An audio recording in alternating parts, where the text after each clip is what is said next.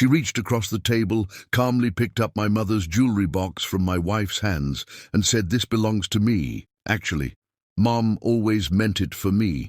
And that was the exact moment I realized this conversation was never going to be honest. I'm an ancient scholar, and I've watched families collapse over land gold and inheritance long before weddings had hashtags.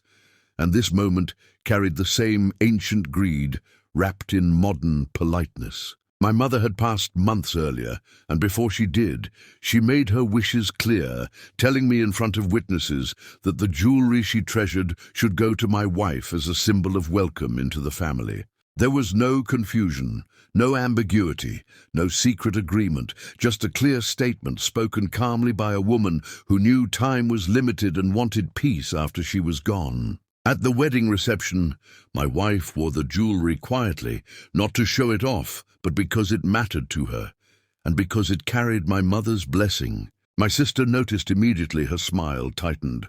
Her eyes followed the necklace more than the conversation, and within minutes she asked my wife to step aside. She said softly that she wanted to see the jewelry up close, because it looked familiar, and my wife, assuming good intentions, handed it to her without hesitation. That is when my sister closed the box, looked up and said, "This was never meant for you. Mom always said this would be mine, and you should give it back now before things get awkward." I stepped in immediately and reminded her of what our mother had said, and she laughed lightly, saying, "People say many things near the end, and that emotions confuse memory." I told her this was not memory, this was instruction, and that everyone in the room knew it, and she replied that tradition mattered more than words spoken in emotional moments. She argued that as the daughter, she was entitled to it, and that my wife marrying into the family did not outrank blood and history.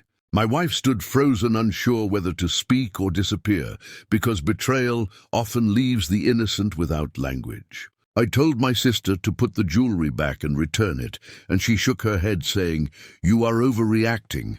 We can discuss this later, when things calm down." I said this discussion was happening now because you just took something that was not yours and tried to rewrite history out loud. She accused me of ruining the wedding atmosphere and said I should be grateful she did not cause a scene.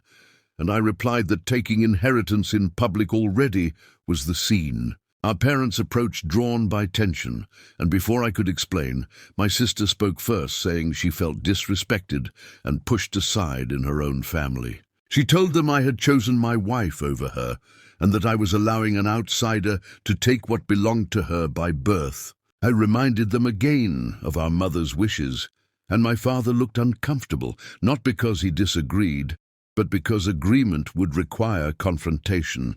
My mother was no longer there to repeat herself, and my sister knew that silence creates opportunity for revision. I told my sister again to hand back the jewelry, and she finally did, but not without warning me that this was not over and that I would regret embarrassing her. That sentence stayed with me because it revealed that she believed she was owed something and that today was only the first attempt to collect. The celebration continued, but the energy had shifted. Laughter sounded forced, smiles were brittle, and my wife avoided eye contact, unsure whether she still belonged. I realized then that grief had not softened my sister, it had sharpened her sense of entitlement, and that this jewelry was only the opening move. Because people who feel owed do not stop when corrected, they pause and plan. And this story was only beginning. The morning after the wedding, my sister called, as if nothing unusual had happened, speaking casually about guests, music and food, before calmly returning to the jewelry, as if it were an unresolved delivery issue. She said she hoped I had slept on it and realized emotions were high yesterday and that we should fix things properly now before resentment grew. I asked her what fixing things meant, and she replied that the jewelry should be returned to her because it was always meant to stay in the family and my wife was only borrowing history, not inheriting it. I reminded her again of our mother's words, and she sighed, saying, "People remember conversations differently, especially when money and sentiment are involved." I told her this was not about memory, but about respect, and she answered that respect also meant understanding her position as the daughter who grew up watching that jewelry every day. She said my wife had plenty of gifts already, and that keeping this one would only create distance between siblings, which she framed as my responsibility to prevent. I replied that distance was created the moment she tried to take something that was never offered to her, and she accused me of being defensive instead of reasonable. Our parents joined the conversation shortly after, not to correct her, but to calm the situation, explaining that grief affects people differently and that compromise would help everyone heal. I asked what compromise looked like, and my father suggested maybe the jewelry could stay with the family and be passed down later, which conveniently removed my wife from the equation. My sister agreed immediately, saying that was fair and traditional, and that my wife would surely understand if she truly cared about family harmony. My wife listened quietly beside me, saying nothing because she did not want to become the villain in a family argument she never asked to enter. I said clearly that compromise does not mean ignoring a dying woman's wishes, and that removing my wife's place in the family was not healing but erasing. My sister responded sharply, saying my wife was not being erased. She was simply not entitled, and that marriage did not rewrite bloodlines. That sentence changed the tone because it made clear this was never about jewelry. It was about hierarchy and control. I told her my wife was family because my mother said so, and because I chose her. And she laughed, saying choices do not override tradition. Our parents fell silent again because tradition is often used as shelter when no one wants to admit favoritism out loud. My sister then said something that felt calculated. She said, "Fine, keep the jewelry for now, but don't be surprised if this causes problems later because people will talk." I asked her who those people were, and she said relatives, friends, anyone who knows how inheritance usually works, and that my wife would not enjoy that attention. I realized then that this was no longer a request. It was leverage dressed as concern. I told her that threats disguised as advice did not move me, and she accused me of choosing conflict over peace. I said peace built on intimidation is not peace, it is compliance. And she ended the call abruptly, saying I would regret being so stubborn. After the call, my wife finally spoke, asking quietly whether this would ever stop, and I could not answer honestly because entitlement does not end when confronted. Once it adapts, it waits, and it looks for allies. And I understood that this conversation was only the first attempt to take back what had already been decided. Because when someone believes something is theirs, no explanation ever feels final, and the pressure was about to increase. The pressure did not come from my sister alone anymore, because entitlement grows faster when it finds support. And within days, the conversation expanded beyond siblings into a family discussion shaped carefully against me. My father called first, speaking slowly and choosing words that sounded neutral but carried expectation, saying he wanted to keep the family together and avoid long-term damage over something material. I asked him why keeping the family together required undoing our mother's decision, and he replied that decisions made near the end of life can be emotional and complicated. I told him grief does not invalidate clarity, and that our mother had been precise, not confused, and he said perhaps precision still allows interpretation when tradition is involved. That word again, tradition, appearing whenever fairness made people uncomfortable. My mother's sister then called, saying she hoped I was not letting marriage distance me from my roots, and that daughters usually inherit jewelry, not wives. I asked her calmly whether she had been present when our mother explained her wishes, and she admitted she had not, but insisted she knew how these things usually worked. I realized then that usual practice was being treated as stronger than explicit instruction, and that repetition was being used to replace truth. My sister sent messages throughout the day, framing herself as hurt, confused, and misunderstood, telling relatives she only wanted what was fair and traditional. None of those messages mentioned that she had already taken the jewelry publicly, or that she had been corrected immediately. What people heard instead was that I was being difficult after a wedding, and that my wife was holding something that caused unnecessary conflict. I was asked repeatedly whether this was worth damaging relationships, and I answered that the damage began when boundaries were crossed, not when they were defended. My father suggested we meet in person to talk things through, and I agreed, knowing the conversation would not be comfortable but necessary. When we met, my sister arrived first calm and prepared, carrying printed messages, photos and examples of family jewelry traditions, as if this were a legal dispute. She spoke confidently, explaining that she felt sidelined and replaced, and that the jewelry symbolized her connection to our mother more than anyone else's. I asked her whether connection requires possession, and she replied that symbols matter, especially when someone else is wearing them publicly. I said my wife wore it with permission and blessing, and she replied that permission could be reconsidered when emotions settle. Our father watched quietly because silence allows conflict to continue without choosing sides. My sister then said something that made her position unmistakable. She said, if the jewelry stayed with my wife, it would always remind her of being replaced. I answered that being replaced is not the same as being disagreed with, and she accused me of minimizing her grief. I said grief does not excuse taking what was given to someone else, and she responded that I was prioritizing my wife over my family. That accusation landed heavily because it framed loyalty as a competition rather than a choice. I told her family loyalty does not require betraying a promise made to the dead, and she shook her head, saying, promises change when families grow. Our father finally spoke, saying he wished I would consider returning the jewelry temporarily until everyone felt calmer. I asked him when calm would arrive, and he could not answer because calm was being used as a delay, not a destination. I realized then that no one was interested in resolution, only reversal, because resolution would mean acknowledging my sister crossed a line, and reversal would mean restoring comfort without accountability. And in that moment, I understood something important. This conflict was no longer about jewelry. It was about whether my marriage would be respected as family or treated as optional.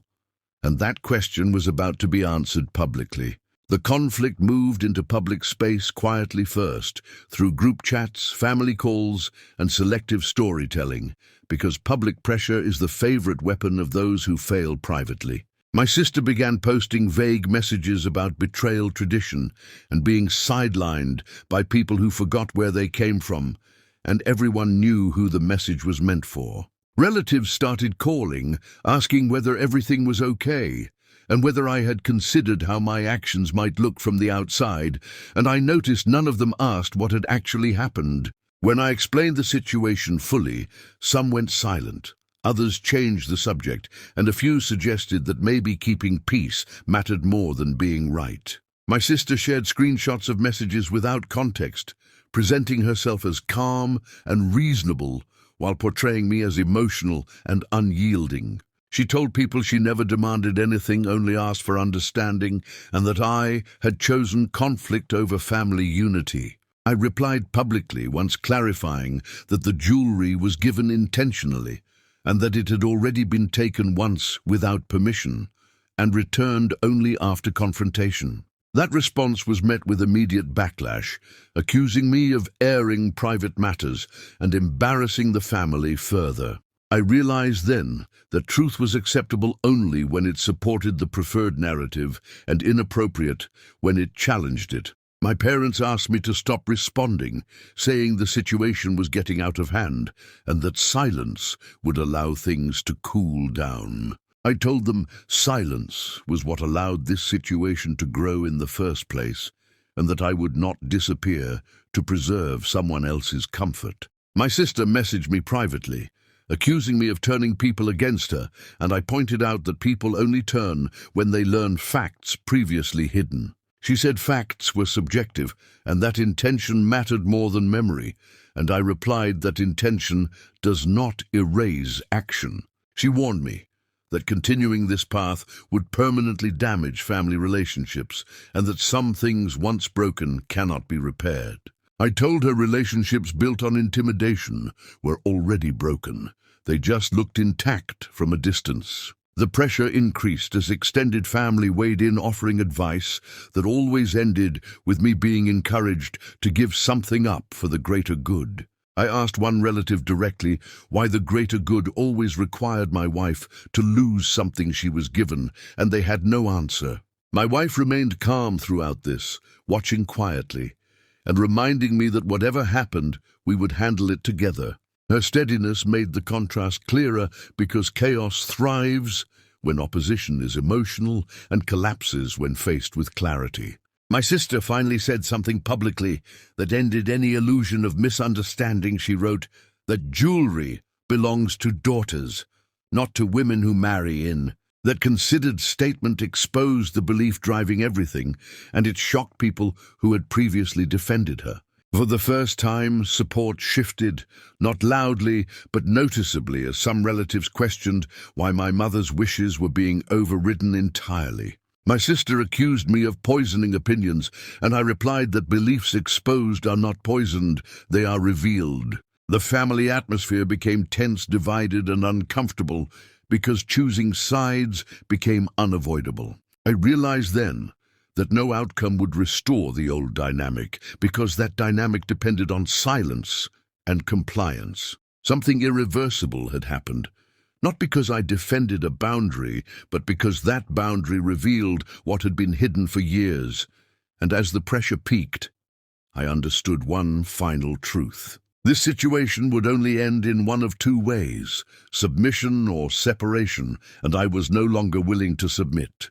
The final confrontation arrived without warning, not as a dramatic argument, but as a quiet expectation that I would eventually give in, because that was what everyone had come to rely on. My sister called again, speaking calmly, telling me she was tired of the tension and that it was time to put family first and move past what she described as unnecessary stubbornness. I asked her directly whether putting family first meant undoing our mother's decision permanently and pretending the jewelry was never given, and she answered that moving forward sometimes requires letting go of inconvenient details. I told her that erasing my wife from that decision was not an inconvenience, it was the entire issue, and she replied that my wife had already caused enough division simply by being involved. That statement clarified everything, because it removed any remaining doubt about how my marriage was viewed within the family structure. I told her that my wife did not cause division, entitlement did, and she responded by saying I was choosing my marriage over blood, and that choice would have consequences. Our parents joined the call again, urging compromise one last time, saying they feared permanent damage and hoped I would consider returning the jewelry just to end the conflict. I asked them whether ending conflict was worth teaching my sister that intimidation works, and they avoided answering by speaking about peace and healing again. I said, peace without accountability teaches nothing, and healing without truth is just forgetting on schedule. My sister said something then that ended any chance of reconciliation. She said if I did not return the jewelry, she would consider cutting me off entirely. I replied calmly that threats lose power when spoken aloud and that I would not negotiate under them. She accused me of being cruel and unforgiving, and I told her that cruelty is taking what was given to someone else and then demanding silence about it. There was a long pause before she said she hoped I was prepared to lose family over a necklace, and I answered that I was prepared to lose entitlement disguised as family. My parents fell silent, realizing this conversation had crossed a line they could no longer soften. I made my position clear, stating that the jewelry would remain with my wife, and that any further attempts to reclaim it would end contact entirely. My sister responded by hanging up without another word, because control collapses quickly when resistance becomes firm. After the call, my wife asked whether I felt relieved or broken, and I told her I felt clear, which was something I had not felt in weeks. I sent one final message to my parents, explaining my decision calmly and without accusation, stating that respect for my marriage and our mother's wishes was not negotiable. I told them I loved them, but would not participate in conversations that treated my wife as temporary or optional. That message was not answered immediately because silence often follows when expectations finally fail. I understood then that this was the moment the family dynamic permanently changed. Not because I cut anyone off, but because I refused to be controlled, and the consequences of that refusal were about to unfold. The silence that followed was not peaceful, but revealing, because when entitlement is denied, it does not argue, it withdraws and waits for regret to appear. Days passed without messages, calls, or attempts at reconciliation, and I noticed something unexpected. The absence of noise created space for clarity rather than guilt. My sister did not apologize because she did not believe she had done anything wrong, and my parents did not intervene because intervention would require choosing a side they had avoided for years. Relatives slowly stopped checking in once they realized the outcome would not change, because interest fades quickly when drama no longer produces leverage. My wife wore the jewelry again quietly, not as a statement, but as remembrance, and I realized the object itself no longer carried conflict. The behavior around it did. I thought often about my mother and understood that honoring her wishes required more than handing over jewelry. It required protecting the place she gave my wife in the family. I'm an ancient scholar, and I have seen this pattern across generations. Wealth, inheritance, and symbols reveal truth faster than words ever could. Those who demand tradition only when it benefits them are not protecting history. They are rewriting it for comfort. Those who accuse you of choosing peace over family often mean choosing boundaries over control. Cutting someone off is rarely about anger. It is about refusing to continue a cycle that requires your silence to function. In ancient law, a gift once given could not be reclaimed without dishonor, and here dishonor did not come from refusal, but from the demand itself. My sister lost access not to jewelry, but to influence, because influence survives only where permission exists. My parents eventually reached out cautiously, avoiding the subject entirely, and I accepted their calls without reopening old arguments because distance can exist without hatred. Family did not end that day. Illusion did, and here is my judgment for this modern conflict delivered calmly and without cruelty. If someone takes from you and then demands you pretend it was never taken, they are not seeking peace, they are seeking control. If honoring a promise requires confrontation, then confrontation is the cost of integrity. And if protecting your marriage offends those who benefited from your silence, then your silence was the real betrayal. Remember this and remember it well. Boundaries do not destroy families. Entitlement does. If this judgment resonates with you, remain here. Subscribe quietly and return for future verdicts where modern chaos is weighed slowly through ancient reason. Until the next story arrives, walk carefully, guard what was given to you in trust, and never apologize for defending what was never meant to be taken.